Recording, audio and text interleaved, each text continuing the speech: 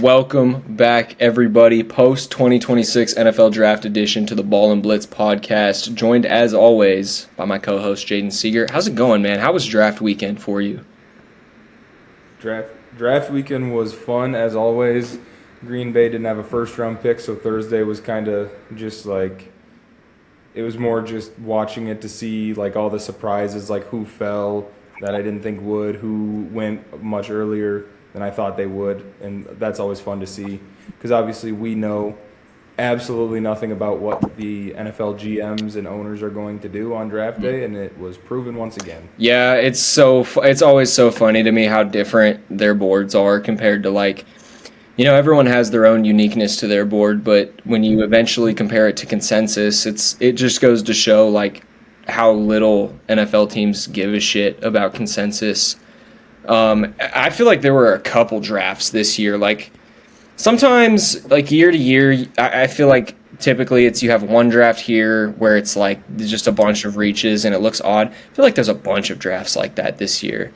And because of that, it led to some other teams able to have phenomenal drafts, like, you know, 5, 6, 7 picks deep, potentially getting starters.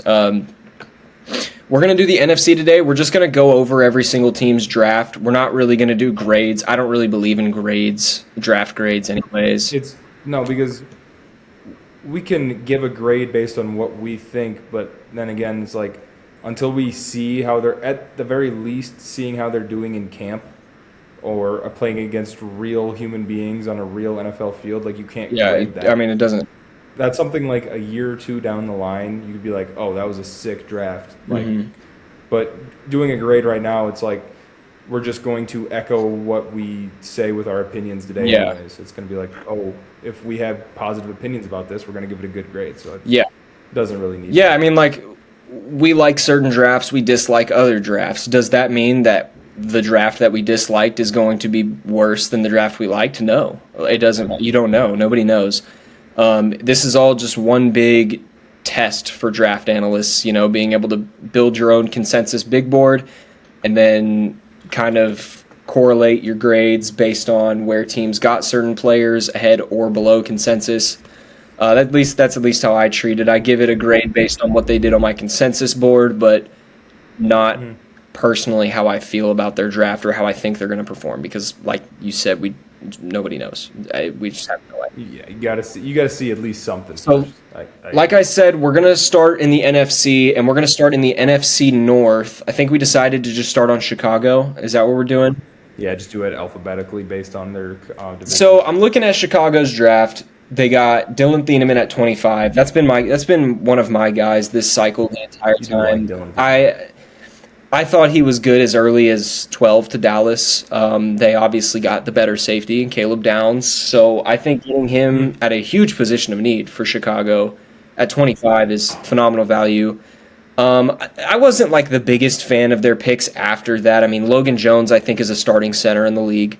I don't think that's a pretty pick. It's not sexy, but extremely refined set of pass protection tools. At center, you obviously needed one after Drew Dahlman retired unexpectedly.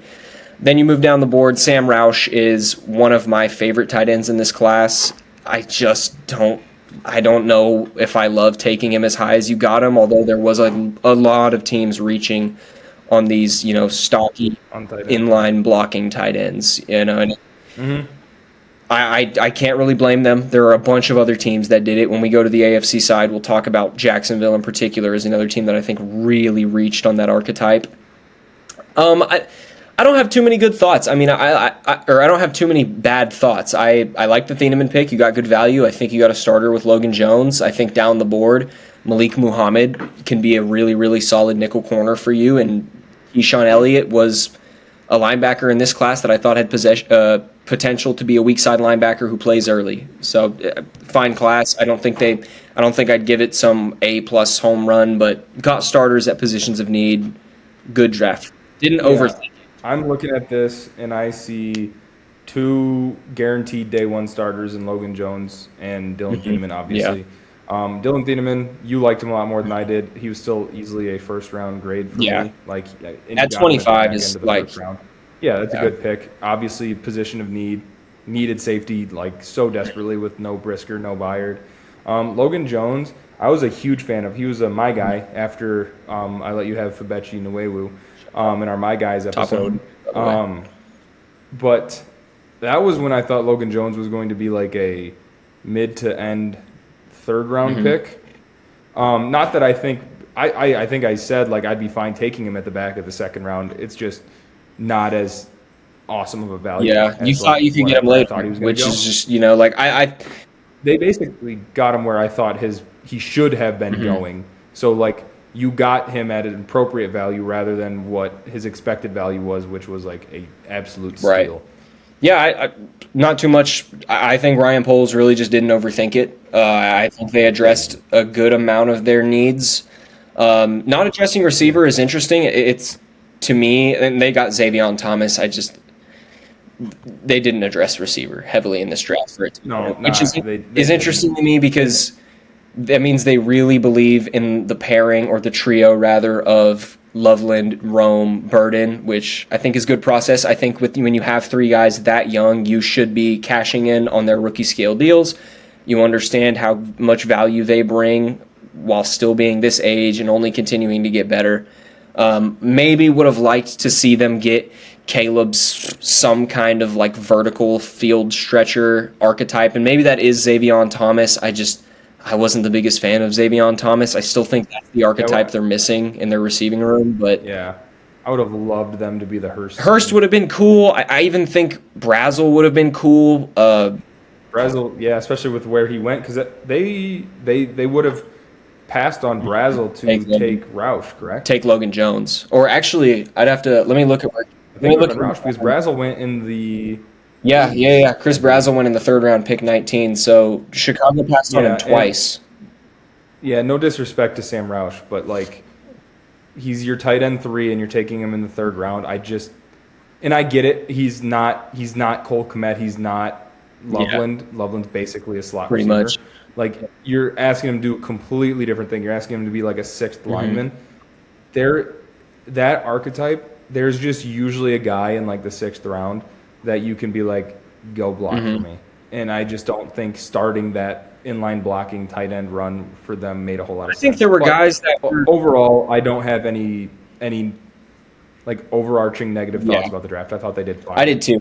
Shout out Jordan Van Den Berg. He did make it in. I think that's a end good of the shot 6th round. All right. Do you want to move on to the Detroit Lions next? Yes, we can graze over this one because there wasn't. This is a class where they took Blake Miller, Derek Moore, Keith Abney. Those were 3 guys that I really liked. I liked Blake Miller. I think he fits exactly what Detroit's going to want at right tackle. I don't believe he missed a game for Clemson. Barely ever missed practice for Clemson. Really, just I don't know what the ceiling looks like, but just a guy who's solid all around. Better pass protector than run blocker at this point in his career, but I kind of like that being the case heading to Detroit. Pushes Penei Sewell to the left side of the line. Derek Moore he's just a Dan Campbell edge rusher. He fits exactly what Detroit wants to do, really aggressive, large human being. And then Keith Abney down the board, I think, is just phenomenal value in the 5th round. I would have been fine with him. I would have been fine with him in the 3rd round. Getting him in the middle of the 5th. They took Jimmy Rolder, who's a linebacker from Michigan. I'm going to be dead serious. I've never even heard of that guy. Never scouted him. Never once. There were a bunch of guys like that in this class, but we can brush over this. They did not have a lot of picks. Like I told Siegs pre-pod, they had the 1st and they had the 2nd, and then they didn't have a pick till the middle of round 4. So it's just hard for me to give a grade on this class. I think you got 3 players who can play for you right away. You're gonna have to go watch some Jimmy. It's a tough draft to not have a tough division to not have a lot of bites at the apple, especially when we're about to talk about the next team who also didn't have a 1st round pick, who I thought did a really good job in the draft. So we can move on to Green Bay. I thought Detroit had I genuinely have no opinion on Detroit's draft. I liked Miller. I was lower on him than you. I had 17 was high. 17 was I had him Blake Miller at 30, so 17 was still way above consent, at least my board. Yeah, I had him at I believe 45 if I'm remembering off the top of my head. But I'm fine. Like if you're going to reach on a player in the first round, it should be an offensive lineman and it should be a tackle specifically. And we saw the tackle because run. that position falls off faster than any position every single year, and specifically this year. Like outside of quarterback with Mendoza and then the others, and then running back Jeremiah Love and then the others, like there's not a position that falls off harder than offensive tackle. And think about it, like within the next 5 picks, like Freeling to the Panthers, Iheanacho to the Steelers, like they started that run on tackles. You know, so and like Proctor was already gone, Maui Noah was gone, Fonau was gone. So, you know, like if Blake Miller was your guy, you know, and I probably would have went Freeling over Blake Miller. I just didn't expect him to be available. But a fine pick. I really don't have any complaints. Not too many real words of analysis on that draft. They're definitely not one of the worst drafts in like of the NFC teams. We will address some of the bad drafts. I think we're about to address a bad draft literally right after we talk about the Packers. So, yeah, probably. Yeah, we can dive into the Packers. This doesn't have to take a long time. Yeah. They didn't have a first round pick. Congratulations, you got Micah Parsons. Second round, this is a guy I had a top 35 grade on, Brandon Cisse. I loved his tape. I really did. I think he's a day one starting corner, and not that that's incredibly difficult to do in Green Bay because their cornerback room is absolutely atrocious. But Brian Gutekunst, the one thing that he does a lot is he overthinks. He overthinks picks a lot, and he reaches on guys because his big board and his board is a lot different than consensus, which is fine. It works out sometimes. Works out for a team like Green Bay. You know, I think it's worked out for them in the past. They've proven year in and year out that like they might have some ugly misses, but the hits are going to be awesome. Like their mid-round hits are usually like they do a good job in the 4th, 5th, 6th round. It's that first round, second round that they can kind of overthink. And this one they didn't overthink at all, and I really liked that because they needed a corner. They didn't need to take a ceiling shot. They just needed a guy that they can plug and play day one, and they got that. I think Cisse also offers you a lot of ceiling. He is really he does offer you a lot of ceiling. I think he could easily be a cornerback one someday. And like you said, just not overthinking it, man. Like Chris McClellan and DDS down the board. You know, DDS went way lower than where I had him. I didn't have like a first round grade on him or anything, but I thought take him at the end of the second, flyer. You know, one of a priority round 3 pick. You got him deep into the 4th round. Chris McClellan went about where I expected him to go. One of my favorite interior defensive linemen in this class past day one. Just a really good player. It's another draft, like you said, doesn't really require a lot of analysis. They just didn't overthink it. Yeah, they did what they needed. The 3 things they needed going into this draft, by far, like they needed a guy that could either start or rotate in at corner. Did it with Cisse, their first pick. Interior defensive line. Did it with McClellan with their second pick. They needed an edge rusher. They did it with DDS in the 4th round. DDS isn't going to start day one. He just won't. But he is a guy that you can put on the field on specifically pass rush downs, and like he can go make plays. Like in his bull, like he will be able to do that. And then I mean they got Yeager Burton, whatever. Damani Jackson, probably nothing. They drafted a kicker, which I'm usually pretty anti, but Brandon McManus kind of just is awful.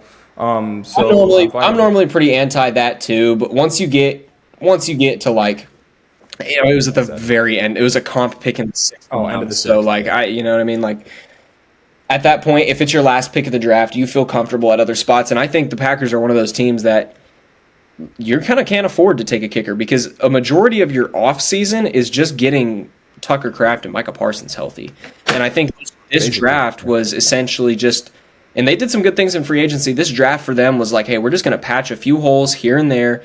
Took a high upside swing with Cisse, who also offers you a little bit of a floor as an athlete. I was curious to see how they addressed corner with Hafley leaving. So Cisse being the first pick y'all took was pretty cool. And there were some corners that went ahead of him that I thought Cisse was better than. So good draft. I can't complain about it too much.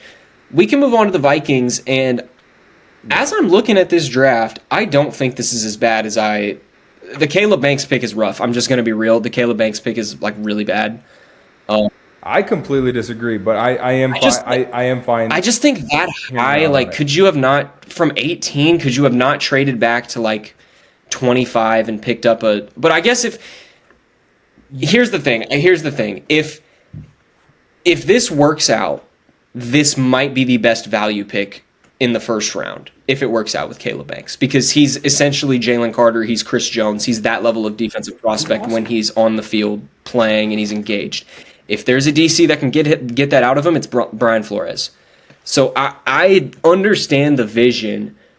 The concerns for me are just so like it's so apparent, like you can't ignore them as far as like this dude's barely played football. And like when he's on the field, just watch the LSU tape. He's a freak, absolute beast. Like plays a healthy season in 2025. Doesn't matter what he did in 23 and 24.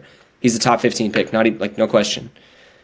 But it just is really scary for me. That it is scary. It's absolutely terrifying, and this is why I am fine with the pick here because it was a team like Minnesota taking him.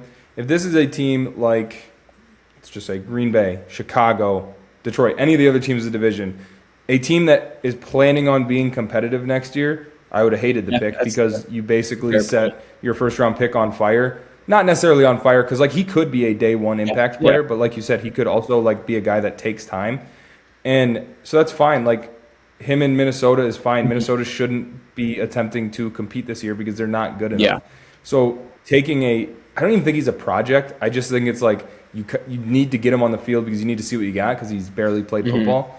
But he was my number one interior defensive lineman.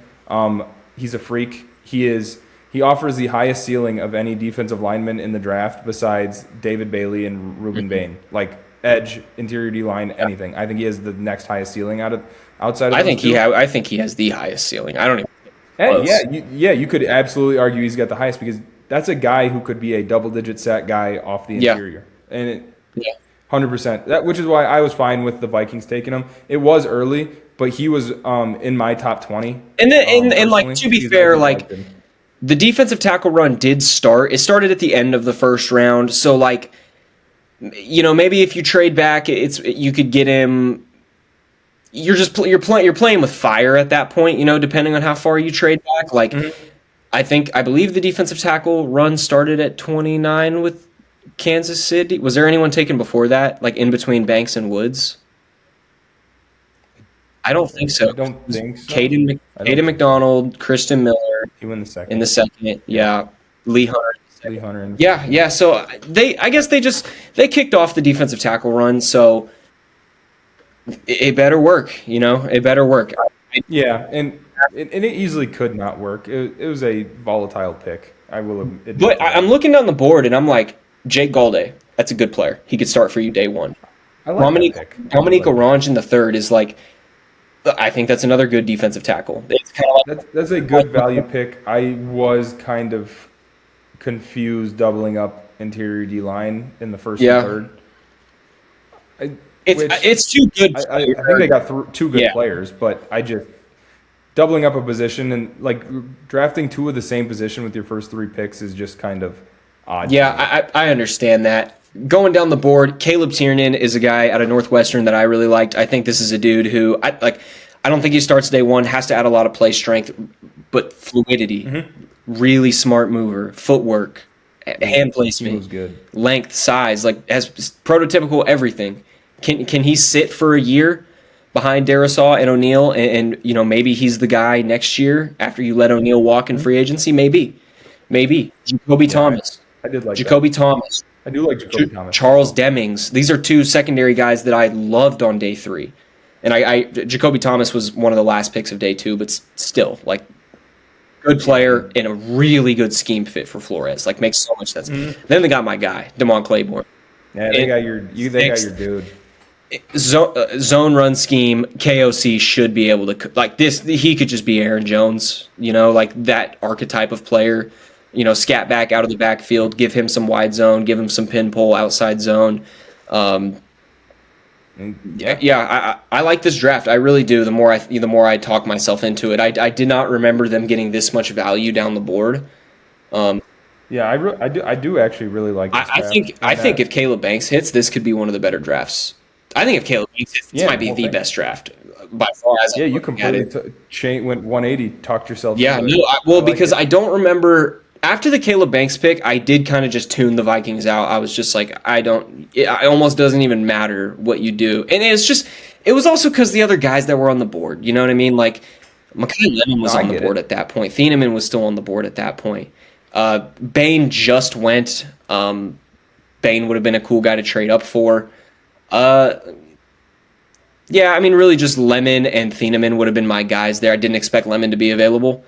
Um, Thieneman is obviously my guy, and that was a player who had been mocked to Minnesota over and over and over again. So, White safety to Minnesota would have been picture perfect. all right, do you want to move on to the NFC East? That works for me. All right, you want to talk about the Giants first? Do you want to do alphabetical still and do Dallas? Oh yeah, we can do Dallas. That's fine. Let me click on there. There we go. Okay. Yeah, as I go over this draft, you obviously get Caleb Downs at 11. That's probably the best value pick in the draft. If we're being real, like what's actually going to be the best value pick of the draft? It's probably going to be Downs at 11.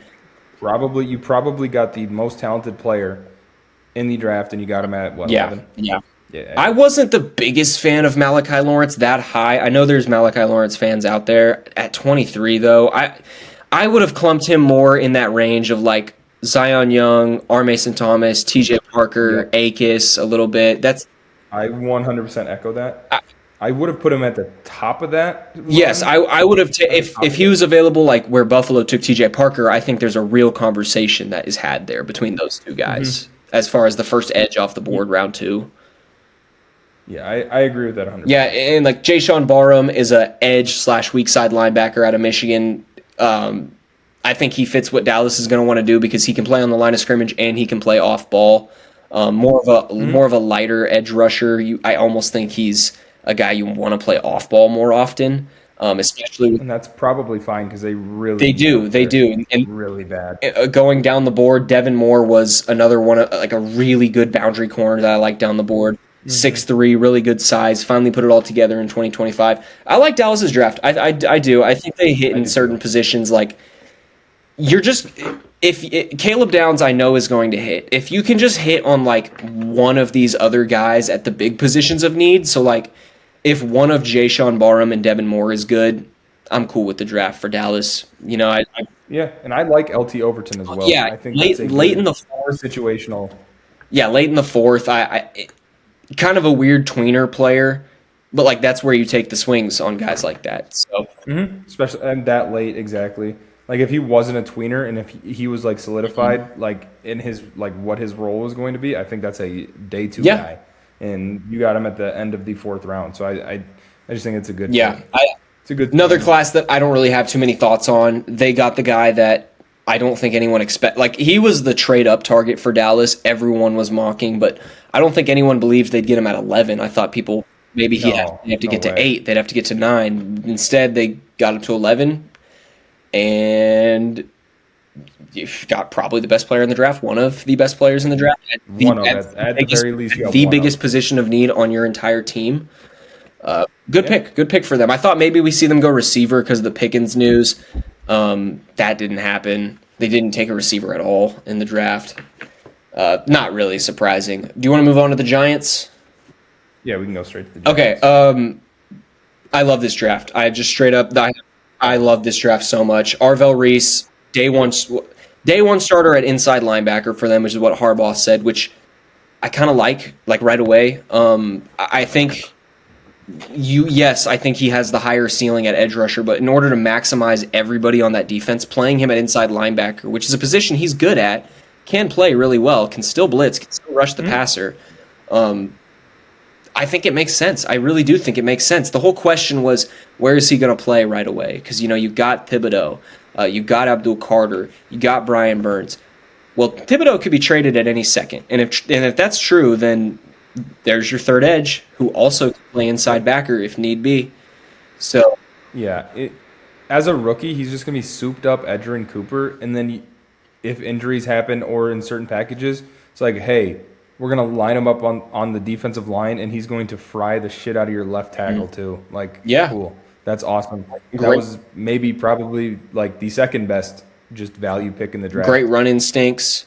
Um, Yeah, he's yeah, just really good awesome. player. Then Maui Noah, day one starter at guard, just straight up. You'll have a really kick-ass offensive line.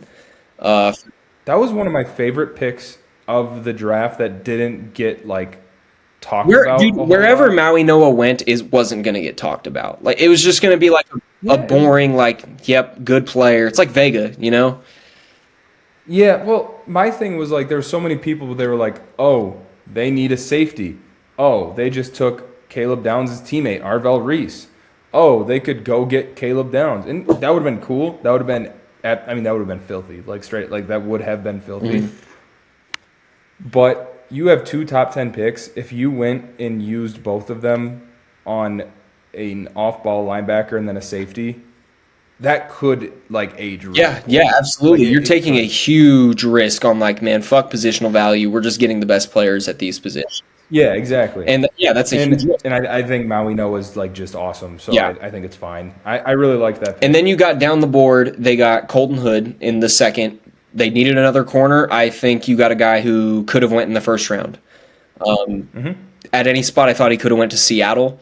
Um, got him in with the fifth pick in the second round. It's just good value. I mean, it's a few spots above where I had him on my board. I think Malachi Fields, where you got him, is a fine player. I'm not the highest on Malachi Fields, but I I am. I do love that I pick. I just don't know. I see the fit and I see how it makes sense. You don't really have that guy at X that can run the deep routes and win over the top of a defender. You don't have a guy that can block like Malachi Fields. So I get like, and this is such a like John Harbaugh pick. Like it makes a lot of sense. So I think he'll be a good Yeah. player. I just you got him where I had him. I just am kind of like on the player. I don't think he's amazing. I don't think he's just one of those guys that I think is like gonna stay in the league for a while. Not gonna Yeah. I produce. get it. I don't think he ever cracks. I don't know if he ever cracks 800 yards in a Mhm. season.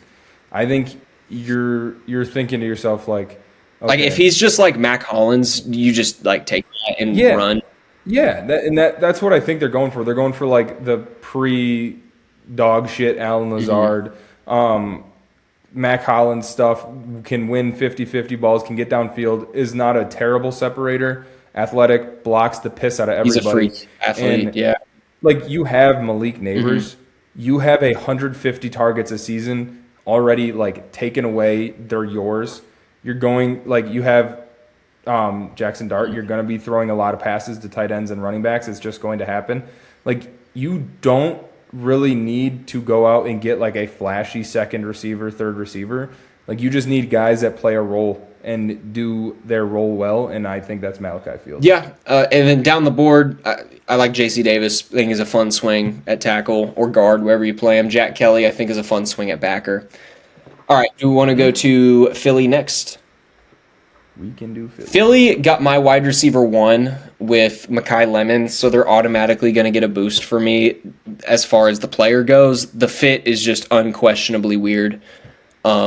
A team that Yeah. consistently does not target the middle of the field drafts the best middle of the field receiver in the draft. To me, I get the swing on the player. I just got to see what it looks like because, like I said, the fit Yeah. is weird. The fit is incredibly weird. Like the Stowers pick, Yeah. will, will not block at all, but That like could be a really really fun weapon as a move tight end, a Y tight end. Like I think he's incredibly elusive. Like we just watched Aronde Gadsden work. Like so people who are saying Stowers is just a useless. He's a receiver. He can't do anything. It's like there's a role for guys that are that level of athlete. there's a role for him Yeah, 100%, and he is a better player than way Aronde better. Gadsden. I agree wholeheartedly. Aronde Gadsden had to compete with like who Will Disley. to get onto the field? I don't know. Like Will Was it Disley. Will Disley, and I believe they had another one that he was on the Jets for a while. I can't remember his name. I'm blanking. I should know this. I should know this as well. I'm kind of upset that I can't remember. Are you looking it up? No, I can't. Nah, It's it's fine. someone. It's the Anyway, fact that we can't remember just kind of proves our. jack shit and fuck all. He's going to get on the field. Eli Stowers, like, if you are a rookie tight end, you can't block. You need to have like no competition, otherwise you're just not going to see the field in year one. And I don't think he sees the field in year one. I think this is a long term play. I was not the highest on Stowers. Like, he has a super high like ceiling as a pass catcher, but he is so completely inept at blocking. It's just another weird fit. Like, I get the swing on the player. It just doesn't make sense to Philly. Yeah, you are a team that is gonna try to pound it down your throat, punch you in the face. You're losing A.J. Brown, so even more so, try and pound it down your throat, punch you in the face. And your first two picks are a slot receiver and a like vertical pass catching only tight end. And then basically just another bigger receiver, which, like we said, can work.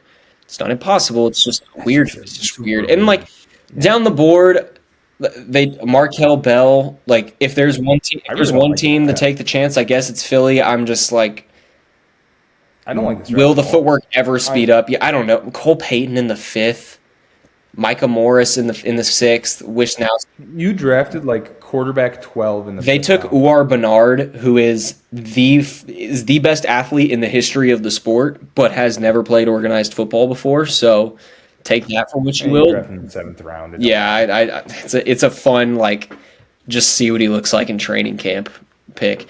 I'm not the biggest fan of this draft. I'm going to be real. I really don't think they improved their team like all that much at all. Like, I think obviously Makai Lemon will be an impact player. Like, that's going to happen just because of snap share, target percentage. Like, A.J. Brown's going to be gone before next year.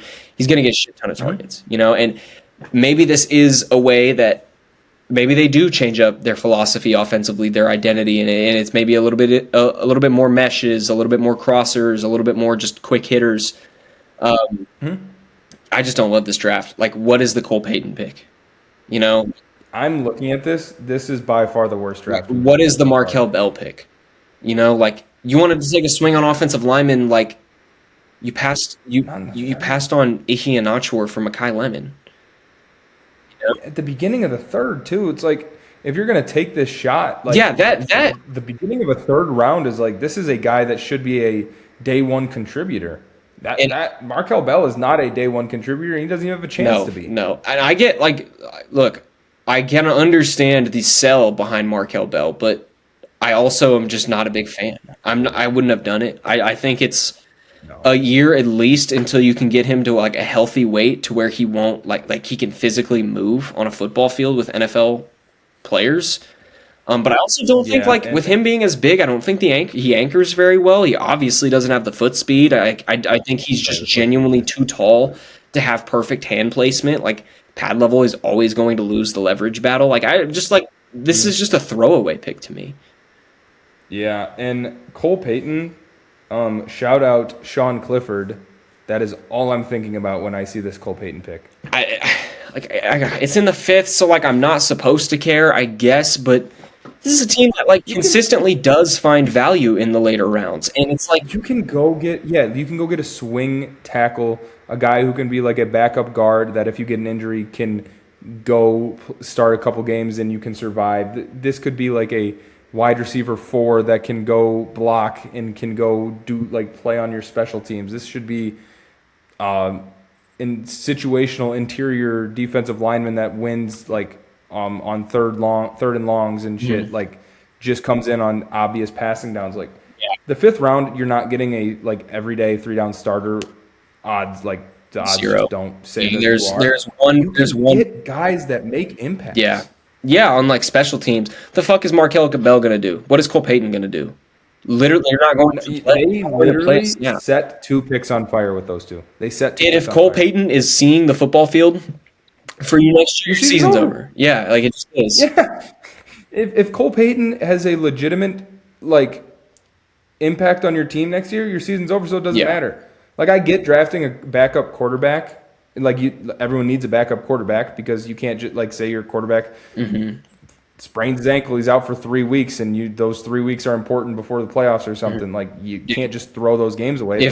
Why not go get just a run-of-the-mill backup in free agency. Like it can't be worse than Dude, Cole. it could Beaton. get dangerous quick for Philly, dude.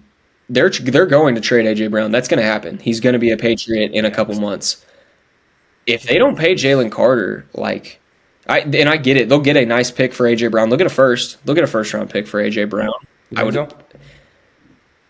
I think so. I think it is a 27 first for AJ Brown. That is what I think the deal is, because, and maybe it's lower because you have to pay AJ Brown. Maybe it's like a second and a fourth, which if I'm Philly, it sucks. You have to stomach it, but like next year's class is awesome, so. Take the second, man. AJ Brown is what is he? 20? I think he's 28, 29. Yeah. But then it's like there's a bunch of dudes on that defense that are aging too. I don't know. It could get bad. It could get bad quick for Philly. Yeah, this was the first time I ever looked at a Howie draft. Because even on the drafts where it's like 99% of his drafts, it's like, look, this draft is gross, but he drafted all like the consensus guys where they needed to be, or he got value for them. So like, even if you're like, oh, he's a fucking Twitter mock drafter or whatever, it's like, well, it worked. It's a strategy that fucking worked. It works a lot. It does work a lot this year. Nah. And this is one of those drafts that we talked about earlier where it just feels like, I don't know if they reached, but I just don't feel like they like got anybody that I'm like super duper moved by. I'm moved by Mekhi. That's it. Year one, that's it. Yeah. So we can move on to the Commanders. This one we probably don't need to talk about. This is a boring draft. They had 6 picks. One of them was a quarterback. Sonny Styles at 7. Probably the worst quarterback film. Oh, after Kalamakis from Rutgers, yes. Or Kalakmanis. Yeah, this guy's terrible. He's one of the worst players I've ever seen throw the football. For some reason, worst player I've ever seen drafted. He is the worst player I've ever seen get drafted. Yeah, he's awful. Hands down. He's awful. Well, dude, he went ahead of Garrett Nussmeier. I know it's like he went ahead of Garrett Nussmeier. With all like the jokes around Diego Pavia, he's better than Ethan Kalakmanis. Yeah, there were legit backup quarterbacks like drafted in the 7th round. And I'm like Nussmeier. He's huge, isn't he? Ethan's like massive. Yeah, he's a huge dude. Is he athletic? He's actually not that big, but he can't throw the ball. He's not going to play. I don't even care to talk about that. That was setting a pick on fire. 7th round pick doesn't matter anyways. Sonny Styles at 7, just like the Caleb Banks pick. It better fucking work, dude. It better fucking work. You just took a off-ball linebacker with pick 7, with Reuben Bain Jr. on the board, mind you. At some point, I really. Oh, and Caleb Downs. Caleb Downs is the one that is really like, I don't know. It better work. Yeah, they probably, if they were going to do this, they're basically saying Sonny Styles was the best player available. And I think Caleb Downs is just. Yeah, I could see the argument. I get it. Disregarding. So basically, this pick is like the Commanders saying, we think this guy is the best player left in the draft. Positional value be damned. Like, we're going to take him. Granted, very much so a position of need. Like, they went from Bobby Wagner and Frankie Louvu last year to Styles, Leo Chenal. So. Yeah, that will. Yeah, that is an athletic linebacking core. Oh yeah, if they can get right there, they're not going to allow a single completion over the middle. I do like Antonio Williams in the 3rd. He's fun. And then Joshua Josephs in the 5th and Katrin Allen in the 6th is good value, just objectively good value. Yeah, those are all fun picks. Not much. I think their draft is fine. Antonio Williams, I think, is a day 1 starter. For them, yes. I agree. I think he'll play. I think he starts in the slot. I think he'll play. I think he catches like 50 passes. Yeah, I think he's a good player and fits exactly what they need. Like exactly. Yeah, I thought that was super smart process. I thought that was super. I like Antonio Williams. I wasn't like the biggest fan of his. Like I think he still cracked my top 15 wide receivers, but that was just absolutely like perfect process. Right. We have Terry McLaurin. We have no 0 separators on this team, and we are failing our franchise quarterback. Let's go get the best separator remaining and throw him in our slot. Perfect. Yep. All right. Do you want to move on to the NFC West? Talk about the Cardinals. This is a bad draft. I don't know what else to say. This might be the worst one in the NFC. I like Jeremiah Love. It's bad process to take him top 3. Sorry, it's it might be the worst pick in the entire draft. The entire like I'd have to think about it. I'd have to see. Like it's hard to call it that because like he's gonna be good. It's just like it's like the Genti pick where it's like, dude, it's gonna be bad year one. It is. Like it's worse. It is worse than the Genti pick. They're further away. This is why I think it's worse than the Genti pick. There's two reasons. I think the Cardinals are further away. Mm-hmm. One, because they have zero talent defensively. Like they have a couple of young guys, like they're rookies from last year, mm-hmm. but like in general, no talent that is young on the defense. Lost your starting a guy or lost two. Jalen Thompson. So you have a trillion-year-old Budda Baker, Walter Nolan, who's mm-hmm. cool, but like who's rushing the passer besides him? 75-year-old Josh Sweat, sure. Yeah, and they have no off-ball linebackers. Like the safety room is rough. Mm-hmm. Cornerbacks are. They just needed to trade down from that pick. Like they straight up, they needed to, and there were teams willing to trade up. Dude, we saw so many teams trade up. For everyone being like, "How can you trade back? You don't know if any of these teams are even going to want to trade up." Teams wanted to trade up. Oh yeah, because they wanted. I mean, the Chiefs traded up to 6 to grab Mansour Delane, who people didn't think was going to go till like 10 to 12. So that's what happens when you have boards like this that are like consensus is so different team to team. Yeah, and I just think I'm not going to say, okay, it's probably not the worst pick in the draft because Jeremiah Love is probably a future, like... I think Carnell Tate, the pick after, is worse. It might be worse. The only reason I think Carnell Tate is a better pick is because I do still think Carnell Tate is a good player. He's my wide receiver 4, but it was a massive position of need, and it was probably the right pick. Mm-hmm. Like, they picked the right position, I think. They just picked the right player. I would have went Tyson, and I understand the injury risk. I don't, like teams. He went to the Saints. Teams don't care about the injury risk, and so why should I? So, yeah, exactly. This is a rough draft. If you go down the board, there are guys that I do like. Caleb Proctor, Reggie Virgil down the board. I do love Caleb Proctor. He was a my guy. Yeah. Caleb Proctor. I do think he could play for them. Like that type of like vertical gap shooting, like next to Walter Nolan, who can kind of eat up double teams but also push in the pocket a little bit. I think it makes sense. I think he can play. Kind of gives you. That's a dream for Caleb Proctor. Yeah, kind of gives you like because most teams that draft him, he's like very situational. Yeah, 100%. And like I said, Reggie Virgil, interesting field stretcher out of Texas Tech. If you get anything out of him in the 5th round, cool. But like Carson Beck, once again, it comes back to like there just were better quarterbacks. Like just straight up, there were better quarterbacks. That is setting a pick on fire. In the 3rd, it was the first. Peyton is setting a pick on fire. This is setting the pick on fire and then dumping oil all over it, and then you wasted a top 100 pick, dude. Like straight up, literally lit it on fire because you wasted the 65th pick in the draft. And you're the Cardinals. Like you're acting like, we really need a really good solid backup quarterback. Dude, you have no quarterback, and along with not having a quarterback, it's like you need a right tackle, you need another receiver. You could use a backup tight end. You could use another pass rusher. Could definitely use another corner. Could use another safety. Like definitely could use an on-ball linebacker. Like, dude, they could have went and took Keontae out of Miami at corner. They could have went. Yeah, they could have went and taken Antonio Williams. Mm-hmm. This was a couple picks before that. They could have went and taken. I mean, everybody passed on him. But they could have taken Jermod. They could have taken Chris McClellan at that 301 and then went a different direction. And I would have liked that more than Caleb Proctor because I think Chris McClellan's a better player. So, yeah, and I'm blanking. This is just this whole division. Every single team, hilarious drafts. Every single one of them. Trying to think. So yeah, Cardinals, Niners, Rams. Seattle took Jadarian Price in the 1st round and easily walked away with the best draft in this division. It's not even close. Not even kind of close. Speaking of, should we? We got to get a move on going. What's the next team alphabetically? It's the Rams. Oh God. Okay. Dear Lord.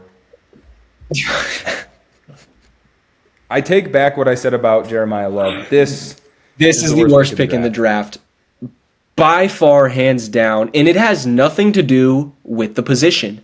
I think you targeting quarterback to replace someone after Matthew Stafford retires is good process. I think that makes sense. You did it in the wrong year. You picked the wrong prospect.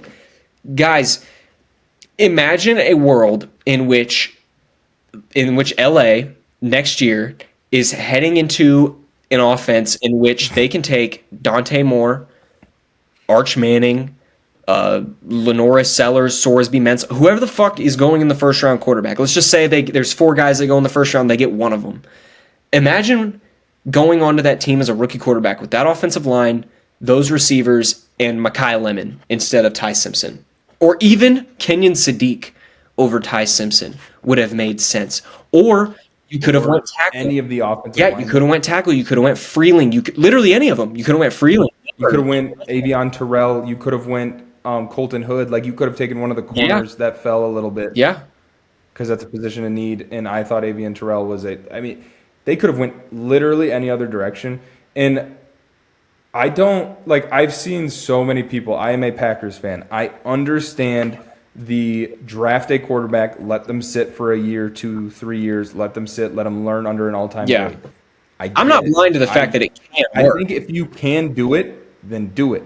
I think Jordan Love, at the time I was upset with Jordan Love, but then Jordan Love became Jordan Love because he got to sit behind Aaron Rodgers for how many years. They also took him 15 picks after this. So it's it took him 15 picks after, and it was like and you have an all-time great. So this Matt Stafford is a guy you can plug a guy in behind for a year or two and do it. Yeah. Ty Simpson is not Jordan Love. Ty Simpson is not Aaron Rodgers. He sat behind Brett Favre. Nowhere near the arm talent. It's so hard for him to create power downfield. Yeah. He doesn't have the arm talent. He's athletic, but not like a freak athlete. So it's the ceiling's just not there. And the thing that pisses me off the most about this is when he's played 15 fucking games. He has 15 starts. You're essentially best case scenario is this dude is the San Francisco 49ers version of Mac Jones for 6 games last year. Yeah, he's just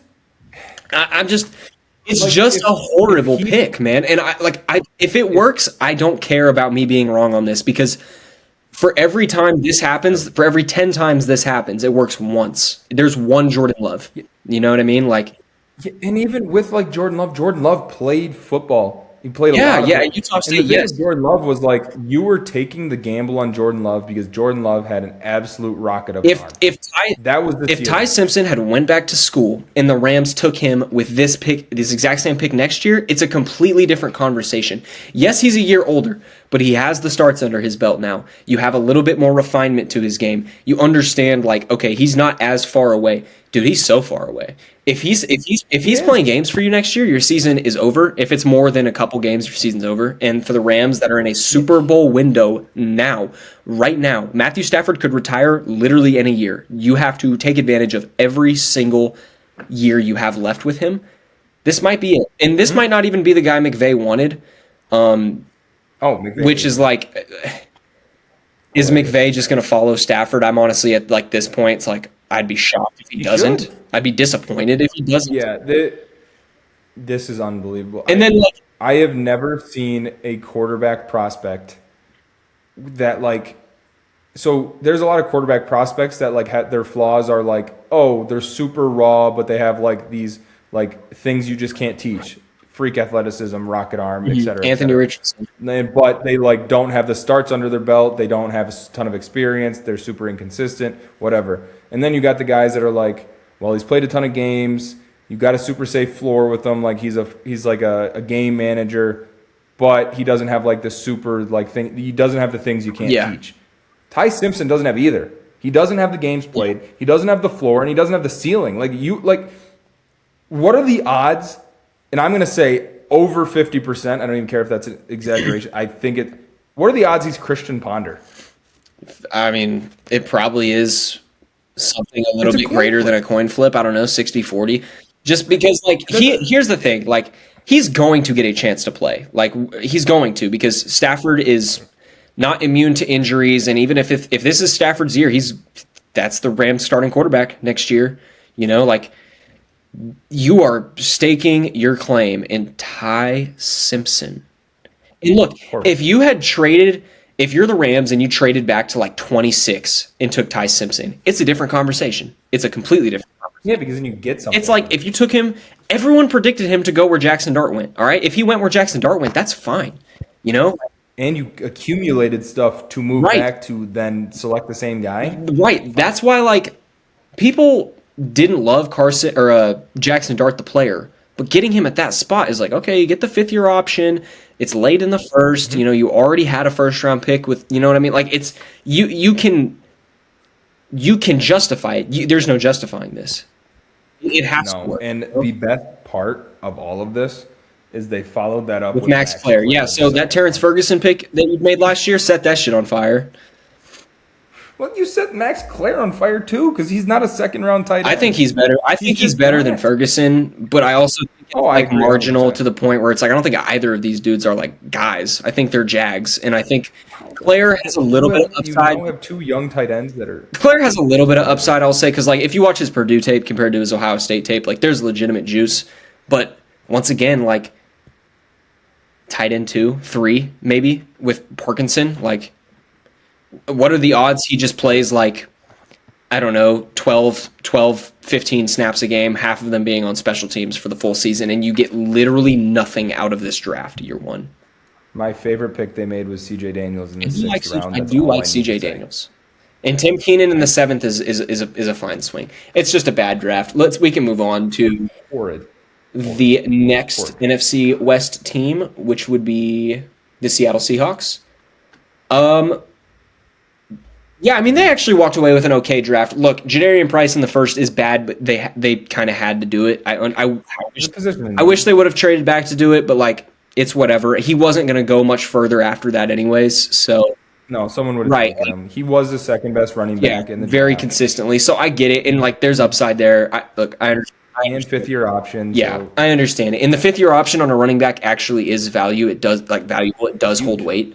Bud Clark and Julian Neal, I think, are good swings to replace Kobe Bryant and Tariq Woolen.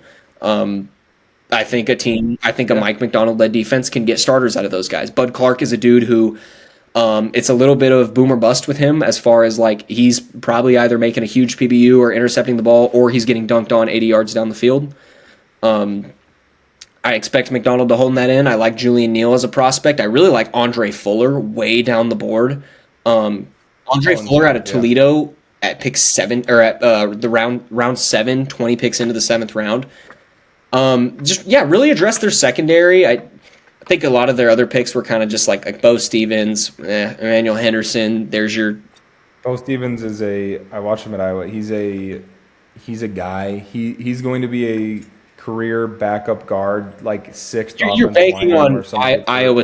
interior offensive lineman, Iowa attacks. If it works, awesome. Yeah, I mean it's a good bet too. It's a good bet to make. I think the draft started out kind of weird. Looking at it in totality, though, I don't think it's bad. I actually do think you got value. I wish they would have, really wish they would have went receiver a little bit harder. Like, They really didn't attack it because Emmanuel Henderson's really not even. no, he's a kick and punt returner, and they still have Shaheed, right? I'm on. Yeah, they do. I think didn't they extend him to a They multi-year did. deal? So yeah. So like that pick it's a 6th rounder, and it's a 6th rounder, and he's going to be your gunner on special teams / kick and punt returner if you want to. Maybe he can be a gadget guy. Yeah, like maybe he can just be the speed is real. I mean, he's one of the fastest receivers in the draft, so I recognize that. It's a fun draft. I want to talk about the 49ers draft I don't. because I don't at all. all right. I'm going to say this. The 49ers are genuinely one of the worst teams when it comes to like when they reach, they fucking reach, man. And we talked about this when the pick happened. Like we both liked DeJon Stribling. 50 picks later after where you took him. I did. Like I really liked him as a 3rd round pick. Mm-hmm. I thought I truly thought I was talking about this with one of my friends who's also a Packers fan. Mm-hmm. We were texting each other before day 2 of the draft, and we were talking about like what guys we thought Green Bay might like go after, and we were kind of like, well, Hood's still there, he might slip. We like Cisse, liked all those corners and stuff. DDS was a guy that we both liked, and like we were like, oh, Goody might reach in the 2nd or 3rd and go get DDS early because he likes those athletic freaks. Another guy we thought Goody might reach on in the second round was Stribling, and we thought that was a reach at the back of the second round. It was. This was the first pick of the second round. Terrible. This was. It'd be different. Awful. It would be totally different if this was a guy that was like my guy that I was like, hey, you know what? They might have reached on, according to consensus, but in my board, dude, they reached by about. See, this was 33. He was like 60 something for me. He reached by like 30 something picks, man. When a lot of the receivers were still on the board. I understand straying away from Denzel Boston in the sense like, okay, you have Mike Evans. I think the fit would be kind of odd. Mike Evans is on a 1-year deal, essentially. It's on a 1-year repeating deal. So they'll bring him back next year if they feel like the production is worth him coming back. That's not enough. Like, you can't pass on Denzel Boston in this spot. Over for Dejon Stribling. Like, Chris Bell went kind of late. I get that. I think he would have made so much sense in the Kyle Shanahan system. It would have been a reach, but it wouldn't have been nearly as bad as Dejon Stribling. You basically got. I mean, do they have one? Do they get one guy who will play for them right away? Like maybe Grayson Halton plays for them right away, and maybe Kalen Black sees the field for them. But it wouldn't be because Romello Height's gonna have to. Their D line is awful.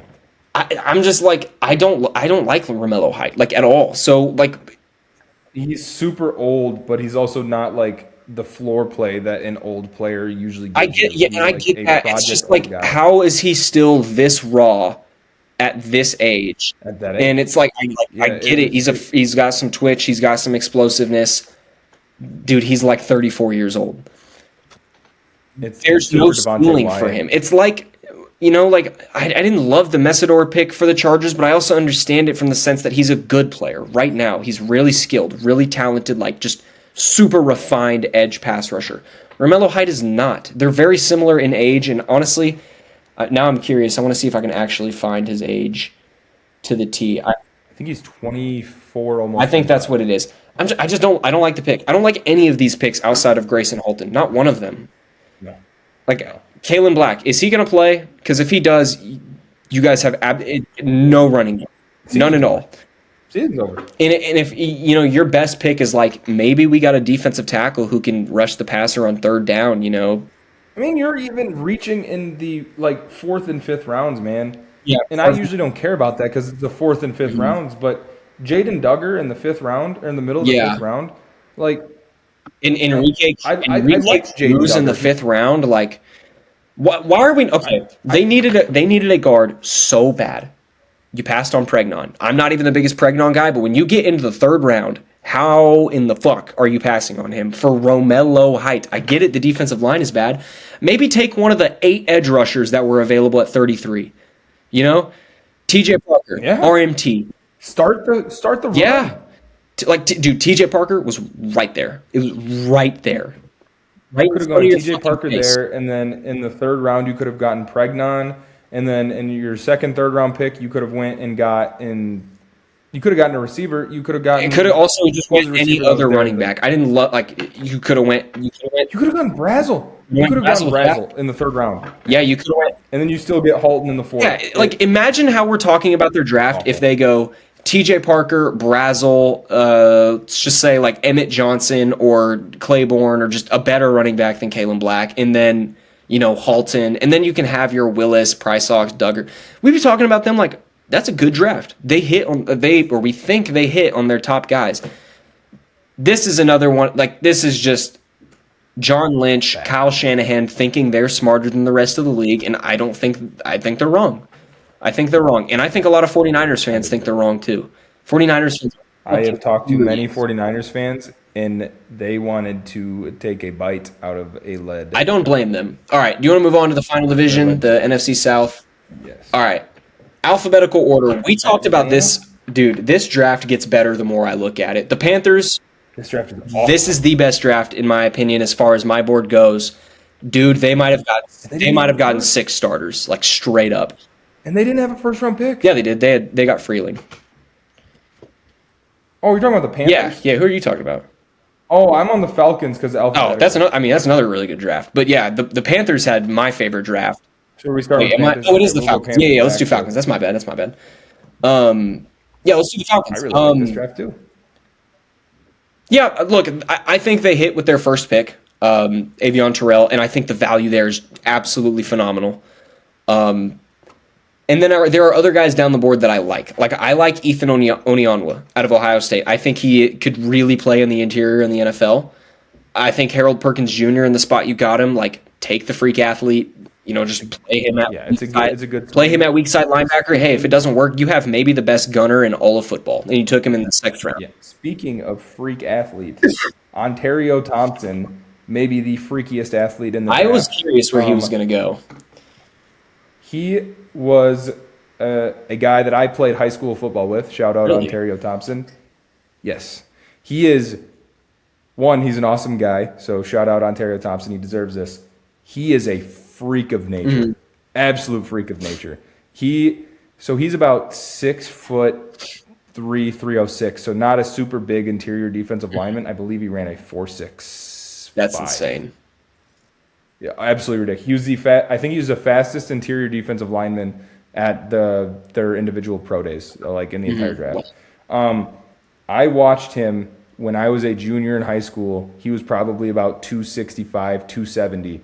I watched him do a standing backflip in full shoulder pads, helmet, football pants, holding a football, and I was like, this dude's just not fucking right. This isn't right.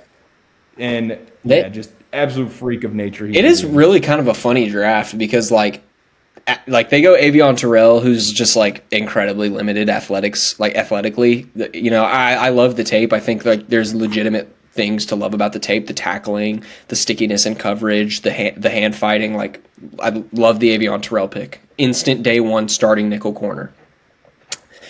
Zachariah Branch is an interesting flyer. Not my favorite receiver, but like getting him in the middle of the 3rd after the run on receivers kind of had already not concluded, but like for the most part concluded. Did they take him over Brazel? Yes, I believe so. I think Brazel was end. They did. They took him. They took him 4 picks before Brazel. I would have went Brazel. I would have went Brazel. I do like Brazel more. I was not super in on Branch, but I do like Branch in Atlanta specifically. Yeah. Like, I think you have Drake London, the like power slot guy. He can play outside too, and then you have Branch as kind of just the fidgety, like quick little scat back wide receiver, catching screens, taking end arounds and stuff like that. And when you have Bijan Robinson in that offensive line, like when you send those motions over top nonstop and then you hand it off to Bijan, then you hand it off to Bijan, then you hand it off to Bijan. Well, 1, 2, 3 times a game, you don't give it to Bijan. You give that to Zachariah Branch around the edge. Teams are going to close down on Robinson because he's the best running back in football behind an awesome offensive line, and there goes Zachariah Branch around the corner for 70 yards. Like that's just going to happen at least twice this year.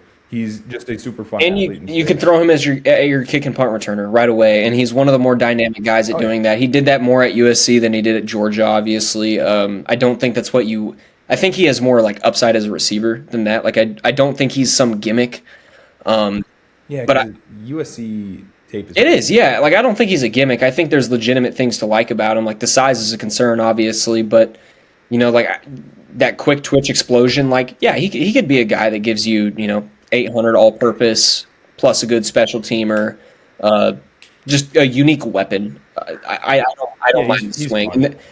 Like you said, they just swung on a bunch of athletes: Kendall Daniels, Arterio Thompson, Harold Perkins Jr., Ethan Onionwa. Like, I understand what they were going for. I think it's a boring draft as far as like this draft just isn't going to make headlines. Like they just aren't.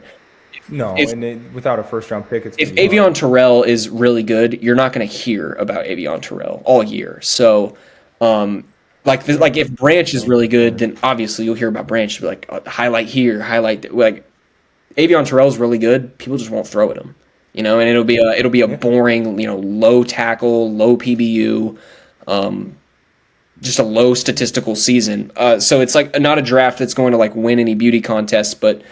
I see the vision, and I love the Avion Terrell pick, so it's hard for me to hate when I think you nailed your two of those 4 great athlete guys they swung on. in the 4th to 7th round. If 2 of those guys hit, which I think is a very real shot, because I do believe that Harold Perkins will be a valuable player, and I believe Kendall Daniels will be a valuable player. Well, I think one of those two guys, you got to get something out of one of those two guys. Like, I'm not saying they got to be starters, but like, they got to be contributors somehow. And I think if they do, then it's a fine draft, and you'll walk away being like, you know what, I'm cool with it. Right. I did really like their draft. I thought it was fun. Do you want to move on to Carolina, the actual next team in the NFC South? Yeah, I love this draft. Monroe Freeling, Lee Hunter, Chris Brazel, Will Lee, Sam Hecht, Zakee Wheatley. I think you went 6 for 6 on your first 6 picks. Sam Hecht was my highest rated center in this class. There's your Cade Mays replacement. Zakee Wheatley, I think, is a really fun safety out of Penn State. Will Lee is a boundary corner out of Texas A&M that I think can play right away. Chris Brazel, like we talked about it, the amount of receivers that went over Chris Brazel is just ridiculous. Like, straight up, just ridiculous. Yeah. I get, like, the fit is kind of odd next to Teteroa McMillan, but not in the typical Tennessee wide receiver. I guess he actually he wins with routes. Like, he can route you up. He understands leverage. He understands how to play that game. He understands how to win downfield, and footwork crisp. Head and shoulder fakes crisp. Doesn't body catch the ball. A real smooth catcher with his hands.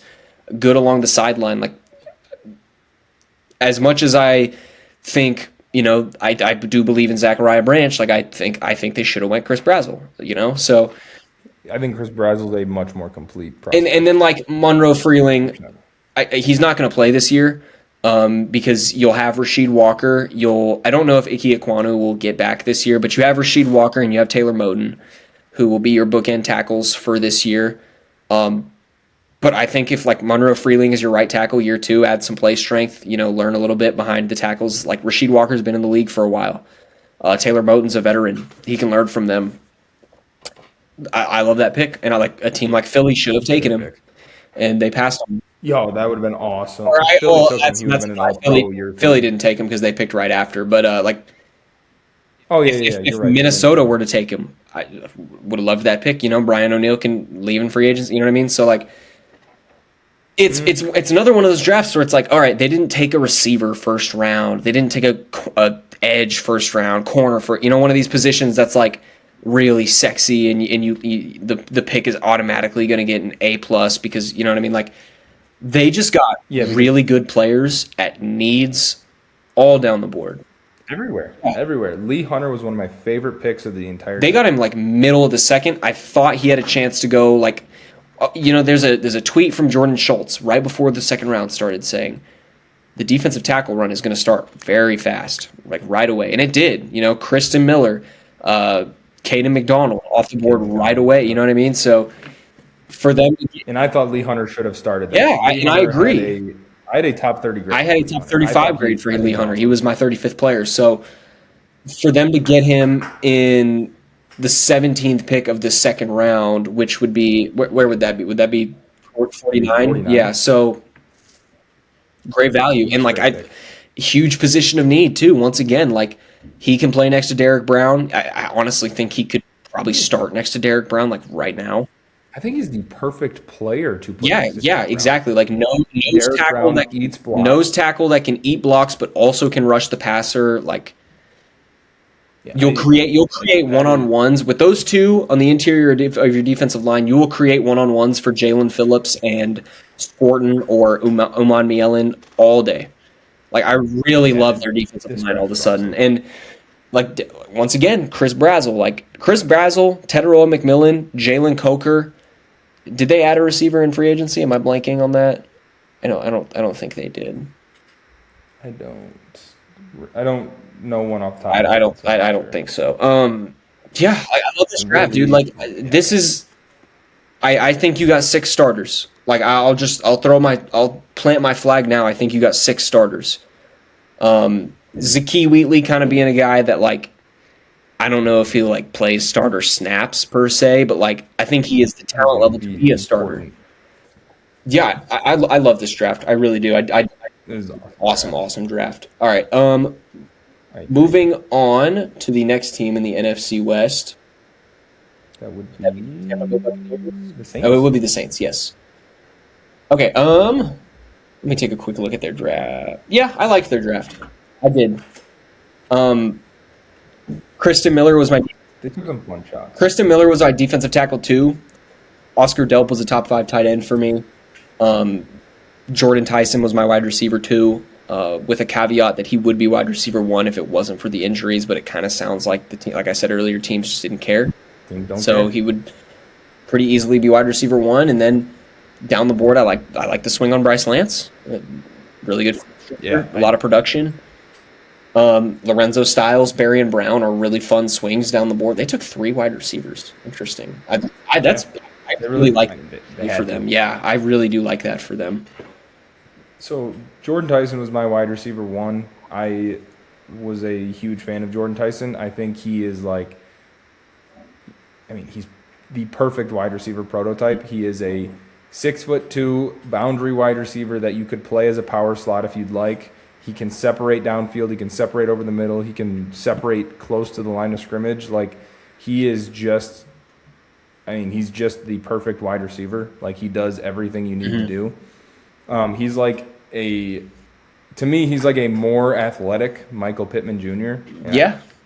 No, I kind of like that comp. That's a great play. I don't think they're too dissimilar in the way that they win, how they will win in the NFL.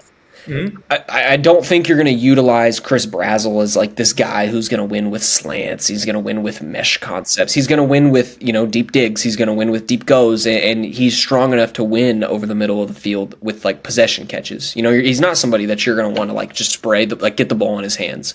This is really not that kind of offense. That's not really what they succeed at. It's going to be a lot of Chuba Hubbard running the ball and then play action off of that, and they're going to try to take their shots. And I think with Jordan Tyson, Chris Olave, I do like Barry and Brown a lot, but I just don't know if he. What does their wide receiver room even look like? Well, they drafted Jordan Tyson, Bryce Lance, and Barry and Brown. So Chris Olave, Jordan Tyson, Bryce Lance, and Barry and Brown. We can talk about Devon Vele if you'd like. I'd rather. He'll make the team. Devon Vele will. But I think all 3 of these guys should make the team. Barry and Brown. I think Bryce Lance starts. I'm going to plant my flag, and I'm going to say Bryce Lance is a week 1 starter on opposite of Jordan Tyson with Chris Olave in the slot. Yeah, I look at 2 wide receiver sets will be Tyson and Olave. I look at their wide receiver core, and it's what's stopping him from starting? If he's as good as I think he is, and I think Bryce Lance is, maybe it takes him a quote-unquote redshirt year because he played at NDSU, up a level in competition. But, I see a guy like Christian Watson who played at NDSU, who I think they share very similar – I think they're very similar players. Christian Watson's a better athlete. I think he's just Christian Watson's a way better athlete, way better downfield stretcher. They're not particularly close as prospects. Christian Watson was better, but same idea, same concept. I see Robbie Anderson. Yeah. And Robbie Anderson was a damn productive player. He was a damn good wide receiver. Right. If you get Robbie Anderson in a comp pick in the 4th round for a team that, like you said it, Devon Vele is your wide receiver 2 or was. I really like it. Tyler Shuck, you're going to find out if he's the franchise quarterback this year. You'll have a damn good running game. You have a really good offensive line. If Oscar Delp gives you anything, all of a sudden your tight end room is Jawan Johnson, Oscar Delp, Taysom Hill. That'll play. And Taysom Hill tight end, he plays in line, does a lot of the same shit. Yeah. It's another I really love the NFC South drafts. Yeah, they really did a good job. They really did a good job, in my opinion. So, do you want to wrap this up and finish this up with the Tampa Bay Buccaneers? We sure can. All right. And Tampa, pretty blatantly easy one with their first pick. Yeah, Ruben Bain Jr., this was a sprint to the Cardinal pick. He just shouldn't have made it to 15. Just straight up. Just should not have made it to 15. I think there were teams that, Miami should have taken him.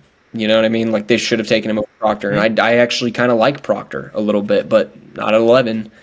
They should have taken No, you go down the board and it's like, well, you could have talked me into Dallas taking him. Trying to look at who else passed on him. Washington could have taken him. The Rams are just the killer one, man. Like, I get it, you have edges, but like, you could never say no to more guys like Ruben Bain Jr. who are as versatile.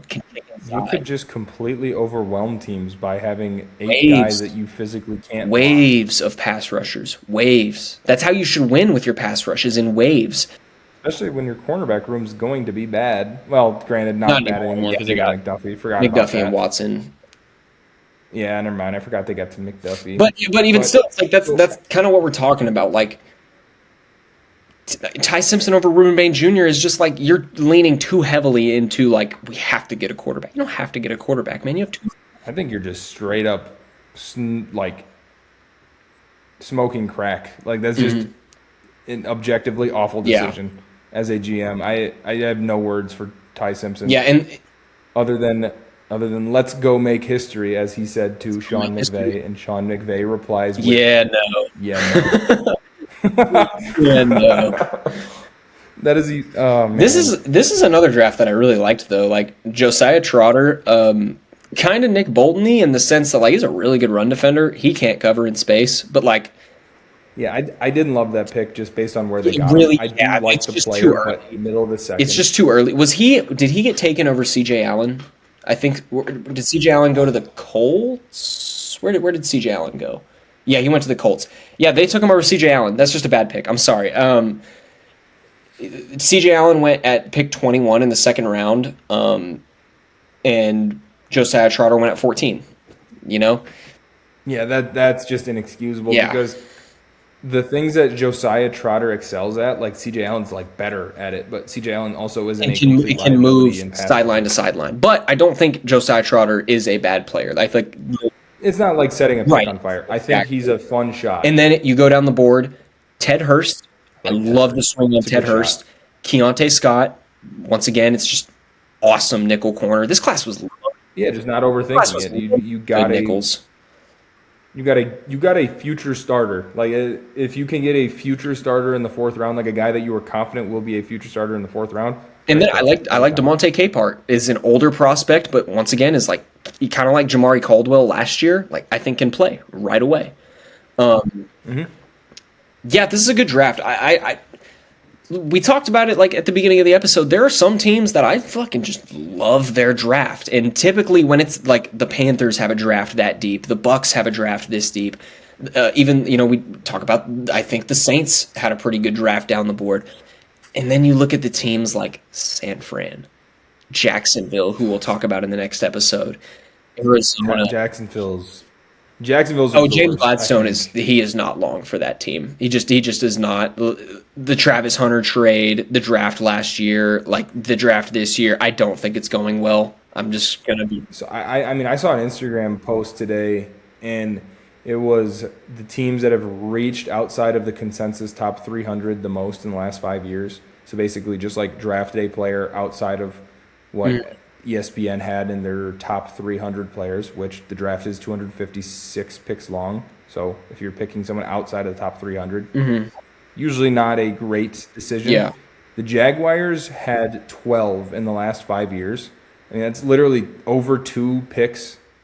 That means you're basically on average like drafting a guy in the 6th round that you shouldn't be drafting at all, and sometimes drafting a guy in the 5th round that you should not be drafting at all. Let's put it into perspective. They're doing that every single Wesley Williams was the 19th pick in the 4th round for the Jacksonville Jaguars. He was consensus player number 240. You literally took him 100 spots higher than he was supposed to go. That's basically undrafted. Yeah. I mean, that's the back of the 7th. Their first pick in the draft, Jacksonville's was, and we can dive deeper into this next episode. We could wrap this up after this. Their first pick was Nate Borkature. Yeah. I had him as my tight end. I'm about to say he wasn't in my top 10. I should not be scouting. I had Tanner Koziel higher than I had Nate Borkature. So hey, but at least I got Tanner Koziel. Sweet. He will literally never see the field, not one time. He will not see the field with one play. Just utterly repulsive. I like the Pregnon pick. I do like Pregnon, I do like Husky, and I do like Cameron, but once again, it's like okay, maybe you get a starting guard at a Pregnon. I didn't like Pregnon as much as I liked a lot of the other guards. No. If you're playing Trey Zune inside, I liked Trey Zune way better. Oh, I love Trey Zune. Yeah, anyway, we could talk about that class when we get to the AFC. That is horrible. Yeah, we can do that either sometime later this week or next week. Who was your favorite class and who was your least favorite class from the NFC? Are we doing in the Yes. NFC? In the NFC, my least favorite class was 1,000% the San Francisco 49ers. Yeah. And it's just it just isn't. And at the end of the day, you got no starters. You got no starters, and I think you got, like, seriously, like, I don't think you drafted an impact player, at least year one. Maybe I think Grayson Holton will be an impact player in year 2 because maybe Holton, he needs to gain weight, though. Like, he needs play strength. Yeah, it's maybe Holton and height. And like, once again, it's like... I mean, Stribling literally has to be an impact player. Yeah. Like, they are going to force him to be. And maybe he can be. This is another one of those ones where, like, look, maybe Stribling maybe he is, as explosive as he showed on tape, and they're able to utilize him in some ways. Like, I'm not immune to the idea that this could end up looking bad on us. I'm just confident it's not, because I've watched him play football, and I've watched everybody else they drafted play football. It's just a horrid class. Yeah, I think it's just a god-awful draft. Trying to find who I thought was the best. There's a couple teams I'm going back and forth between Dallas and Carolina. A lot of my favorite drafts are in the AFC. I'm just gonna go. We talked about it. I think it's just Carolina. I think it is too. I do love the Bucs draft. I do like the Bucs draft. The only reason I do have the Panthers one over that is because I think the Bucs, if either of those teams set one of their first 3 picks on fire, it is the Bucs. Yeah, like Trotter could be a guy where you set that pick on fire. I don't think so, but it 100%. Like there's just no way Monroe Freeling. I shouldn't say no way, but I'm very confident that that's a guy that in year 2 is going to be very good. Look, and then Lee Hunter, I just don't think he fails. I don't think he. If you take the first 6 players of the Panthers draft, I don't know what it's going to look like. I think 4 of them are starters, and I think maybe 2 or 3 of them could be high-level starters. I don't know. There is a world where the Panthers drafted 6 players better than the Jags drafted 1. I feel like we're living in that world. Like seriously, if the Jags had Zakee Wheatley versus Pregnon. Yeah, if the Jags had taken Zakee Wheatley or Hecht over Pregnon, or I guess it's like if you're comparing the 2 players, like I would take both those guys. I would take both those guys over. Well, I don't know if I'd take Hecht over Pregnon, but I 100% would take Wheatley. Wouldn't even think twice. And they got him in the 5th. And then you go down the board, and it's like, well, I'd obviously take Freeling, obviously Hunter, obviously Brazel, obviously Lee, and it's like that's 4 picks that they just made, That's just an unreal draft. And Jacksonville had a lot of picks, dude. Like they made a lot of selections. They made 1, 2, 3, 4, 5, 6, 7, 8. They made 10 picks. Yeah, and they should just apologize to their fans and send them. Let's put Parker Hughes, their linebacker they took in the 7th round. He doesn't even have a fucking ranking on the consensus board, which means they do 400 players on the consensus board. This guy did not have a top 400 grade. Parker Hughes. I once again never heard of this guy, but I mean, shit, one of us might have a top. Dude, shit. Give me 3 weeks. I could go fucking create some AI video of me playing football and go get a top 400 grade. It's not hard. Anyways, that's our analysis of the NFC side of the draft. It was a really weird draft. I'm kind of excited to go into next year's draft because I just genuinely don't like scouting classes like this, where it's like, you have 10 to 12 first-round grades. I think I ended up with 13, but you have that many and you go into a class like next year, it's like you might have 15 first-round grades before you finish your top 20, We're just talking about there's probably 4 quarterbacks. There's going to be more than 1 running back. There's going to be more than 3 receivers. I think there's going to be a tight end or 2. This is an incredible defensive tackle class, really good edge class. Leonard Moore might be just straight up Patrick Surtain. You know what I mean? This class could be Yeah, that's true. Yeah, next year's class is gonna it be could be fun. sick. I did have fun this year's cycle, though. This was like the deepest and most interested I've been in a cycle so far throughout scouting. So it's fun to see it all kind of come together. Anyways, that's going to do it for this episode of the Ball and Blitz podcast. I appreciate everybody for watching and tuning in. Trying to get back on a regularly scheduled programming with the draft having wrapped up. You're going to get another episode sometime next week talking about the AFC side of the draft, which will be a little bit more fun because I get to talk about my team, get to talk about some phenomenal drafts, and then some Denver Broncos drafts. Jacksonville Jaguars. And Jacksonville Jaguars drafts that we can talk about. So appreciate you all for tuning in. Share with your friends, share with your dogs, family, cousins, all that shit. Catch you on the next one.